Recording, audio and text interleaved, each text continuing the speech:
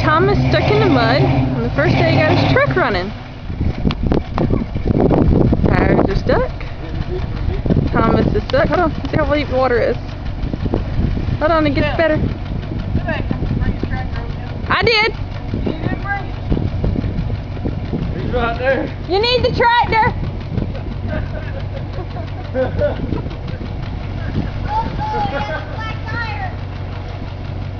Tisk, tisk, tisk. And look at Mark, stranded in the truck.